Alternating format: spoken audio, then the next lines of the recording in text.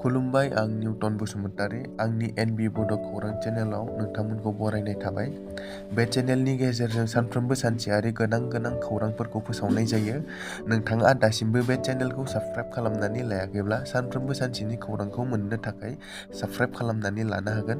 लोगोसे बेल आइकनखौबो क्लिक खालामनो हागोन, जाहाथे खौरां फोसावनाय लोगो लोगोनो नोंथांनाव गिबिसिन खौराङा सहैयो।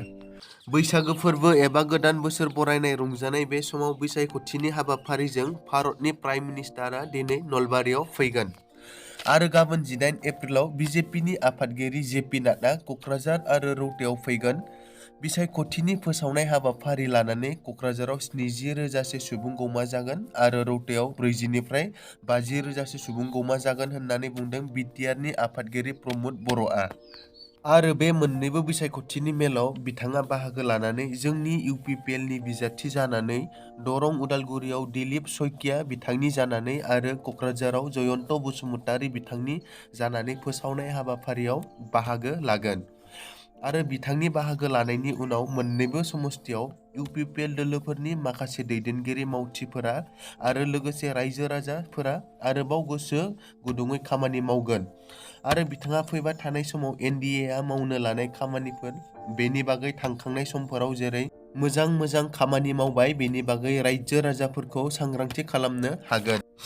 आरो बिटिआर ओनसोल हिसाबै थांनाय 2020 मायथाइयाव गोजोन गोरोबथा जानायनि उनाव जोंनि ओनसोलाव गोजोना फैबाय आरो बेवहाय बिजेपि हिसाबै जि मोनसे रल जोंनि इउपिपिएलजों लोगोसे रायजो राजाफोरा बरायदों।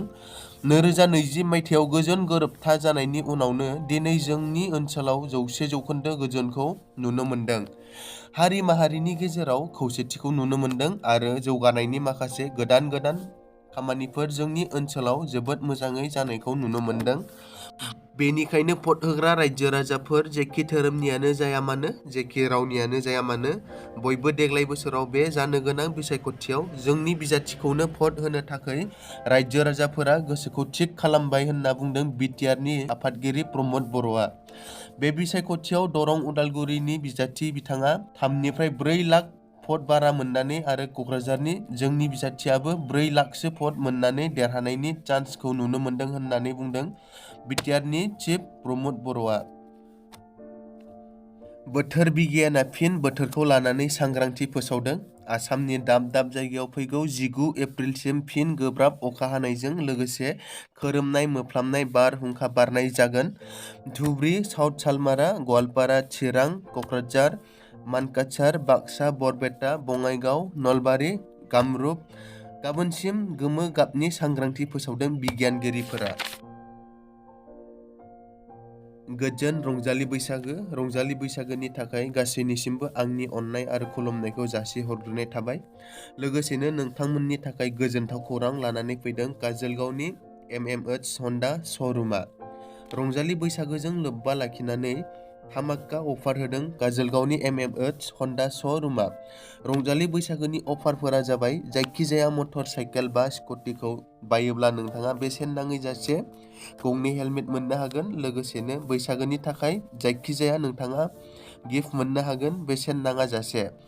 5 लिटार पेट्रल मोननो हागोन। बेनि अनगायैबो जायखिजाया कम्पानि गोजाम मटर साइकेल बा स्कुटिखौ सोलायनानै नोंथाङा बे रंजालि बैसागो फोरबोनि समाव गोदान मटर साइकेल बा स्कुटि लानो हानायनि राहा दङ। नोंथाङा बेफोर खाबुखौ थाबैनो लानो हागोन मानोना बे अफारआ बारा गोबाव समसिम थानाय नङा। 30 एप्रिलसिमल' थागोन बे खाबुआ। मोजाङै मिथिबावनो थाखाय 9954485425 बे नाम्बाराव नोंथांमोना खौरां लाहरनो हागोन। गोजोन्थों। दिनैनि खौराङा बेखिनियानोमोन। नोंथांमोना दासिमबो आंनि चेनेलखौ साबस्क्राइब खालामाखैबा साबस्क्राइब खालामनानै लानो हागोन, जाहाथे भिडिअ होनाय लोगो लोगोनो नोंथांमोननियाव सहैनाय बादि।